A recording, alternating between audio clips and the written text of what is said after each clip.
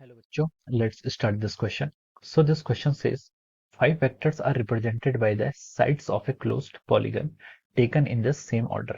Make use of triangle law. Triangle law का use करना है to prove that their resultant is zero, जिससे उनका क्या आ जाए, रिजल्टेंट जीरो आ जाए। ठीक है, तो चलिए बच्चों अब हम इस क्वेश्चन को स्टार्ट करते हैं। तो देखिए बच्चों, इस क्वेश्चन का जो आपका की कॉन्सेप्ट है, दिस क्वेश्चन का जो की कॉन्सेप्ट है, तो हम लिख सकते हैं this question is based upon the polygons law of vector addition. हमें polygon law of vector addition का रिजल्टेंट जीरो प्रूव करना है, यानी कि हमें पांच साइड्स का समेशन जीरो प्रूव करना है। लेकिन उसके लिए जो फंडामेंटल प्रिंसिपल है वो क्या, आपका ट्रायंगल्स लॉ। ट्रायंगल्स लॉ का यूज करके हमें पॉलीगन्स की पांच साइड्स का समेशन हमें जीरो यहाँ पर प्रूव करना है। ठीक है, तो चलिए अब हम इस क्वेश्चन को स्टार्ट करते हैं। ठीक है, तो देखिए मान लीजिए ये आपकी क्या है, ए वेक्टर है, ये आपका ए वेक्टर है, और एक आपके पास दूसरा वेक्टर है, this is your second vector, call it vector B. ठीक है, ये आपका बी वेक्टर है।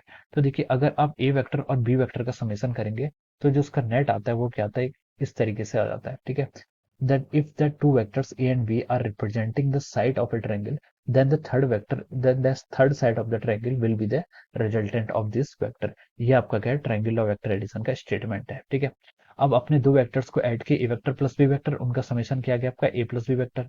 अब आप क्या करिए, इसमें क्या करिए, एक सी वेक्टर्स को ऐड कीजिए। Let us suppose this is our C vector, ये क्या आपका सी वेक्टर है। ठीक है, अब देखिए A vector plus B vector में आप सी वेक्टर को ऐड करेंगे तो जो इसका रिजल्टेंट आएगा वो क्या आएगा आपका, इस तरीके से इसका क्या आएगा, रिजल्टेंट आएगा। ओके, सो हम इस साइड को क्या बोल सकते हैं, हम बोल सकते हैं कि this is A vector plus of B vector plus of our C vector. Okay, तो ये आपका A vector plus B vector plus C vector हो जाएगा। अब देखिए अगर हम इसमें क्या करते हैं, एक साइड और जोड़ देते हैं। ठीक है, ए plus B vector plus C vector में अगर हमें एक डी वेक्टर को हम यहाँ से और ऐड कर रहे हैं, this is our, this representing our, we are adding A D vector. ठीक है, अगर हम यहाँ पर क्या कर रहे हैं, एक डी वेक्टर को भी क्या करते हैं, ऐड करते हैं। ठीक है, ये आपका क्या है, मान लीजिए ये आपका डी वेक्टर है। ठीक है, अब देखिए A vector plus B vector plus C vector plus D vector आएगा आपका। ठीक है, इस डी वेक्टर को अगर हम ऐड करेंगे तो ये क्या हो जाएगा, इसका देखिए रिजल्टेंट हो जाएगा, this will be the resultant. ये आपका क्या हो जाएगा, रिजल्टेंट हो जाएगा। इसको मैं आर वेक्टर बोल देता हूँ। ठीक है, this is the resultant R vector. और आर वेक्टर को हम क्या लिख सकते हैं, A vector plus of B vector plus of C vector plus of D vector is equal to हमारा A vector plus B vector plus C vector plus D vector, ये आपका आर वेक्टर के इक्वल हो जाएगा।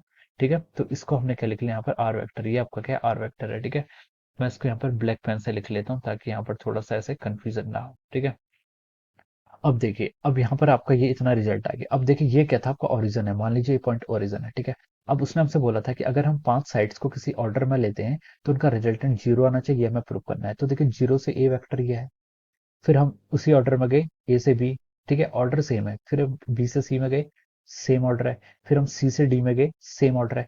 लेकिन are vector क्या है, are vector के जो हेड है, ये ऑर्डर यहाँ पर डिफरेंट हो गया। ठीक है, ये वेक्टर को अगर आपका ऐसे होता, मान लीजिए ये आपका आर वेक्टर है, तो हम क्या लिख सकते थे इसे। ठीक है, देखिए मैं ये क्या प्रूव करना चाह रहा हूँ, ए वेक्टर, अगर हम ओ से स्टार्ट करें, A vector plus B vector plus C vector plus D vector.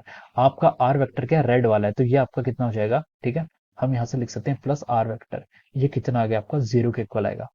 This summation the summation of this five vectors, ये पांच वेक्टर्स के हैं, ये पांच वेक्टर्स आपकी पॉलीगन्स की साइड को डिनोट कर रहे हैं, A vector plus B vector plus C vector plus D vector plus R vector. ठीक है, ये आपका क्या आ गया, जीरो के इक्वल आ गया। ठीक है, ये आपका जीरो के इक्वल आ गया। तो देखिए अगर आपकी पांच साइड्स, अगर आपके ट्रायंगल्स की पांच साइड का समेशन जीरो वेक्टर आ रहा है, तो हम इसको ऐसे भी कह सकते हैं। देखिए जो वेक्टर हमारा क्या हुआ था, देखिए हम कह सकते हैं कि जहां से हमने ओ क्या है स्टार्टिंग पॉइंट था, ओ स्टार्टिंग पॉइंट था और वहीं पर ही आपका वेक्टर्स क्या हुआ है, खत्म हुआ है। ठीक है, इस डायरेक्शन को हम यहाँ से रिमूव कर लेते हैं, इससे थोड़ा सा कंफ्यूजन हो रहा है। ठीक है, मैं इसको यहाँ पर एक ब्लैक से ही, रेड से ही डिफाइन करता हूँ। ठीक है, तो देखिए ये आपका क्या है, आर वेक्टर, आप मान लीजिए ये आपका, यही आपका क्या है, आर वेक्टर है। ठीक है, अब देखिए A vector plus B vector plus C vector plus D vector यहाँ से जो आपका आया है, तो अब यहाँ से क्या बोल सकते हैं, देखिए तो अब यहाँ से आपका जो नेट आ रहा था, देखिए A vector plus B vector plus C vector plus D vector, इन सब वेक्टर्स को हमने सेम ऑर्डर में लिया है, तो इनका समीशन कितना आ गया, जीरो आ गया।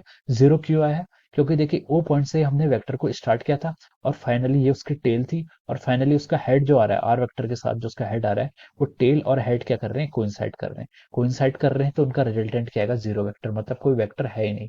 ऐसा वेक्टर जिसका इनिशियल पॉइंट और फाइनल पॉइंट क्या कर रहे हैं, कोइंसाइड करे, तो उस वेक्टर को क्या कहते हैं, जीरो वेक्टर या फिर नल वेक्टर कहते हैं। तो हम यहाँ से ये रिजल्ट को क्या कर सकते हैं, प्रूव कर सकते हैं कि A vector plus B vector plus C vector plus D vector plus R vector is equal to the zero. ठीक है, तो ये क्या आ गया आपका प्रूफ हो जाएगा। So we can say that we have proved the result by using triangles law of vector addition, that if we have closed polygons having 5 sides, then the addition in taken in the same order, अगर हम उनका addition लेते हैं same order में, it is come out to be zero. Zero इसलिए आ रहा है क्योंकि जहां से हमारे वेक्टर स्टार्ट हुआ था, initial point and final points coincide कर रहे हैं, इसलिए उनका नेट रिजल्टेंट क्या आएगा, आपके जीरो के इक्वल आ जाएगा। ठीक है, so this is how we can represent. ठीक है, तो इस तरीके से हम क्या कर सकते हैं, यहाँ पर हम वेक्टर्स को क्या कर सकते हैं, रिप्रेजेंट कर सकते हैं। So this is our final answer of this question. Okay. So I hope you all understood this concept. All the best and thank you so much.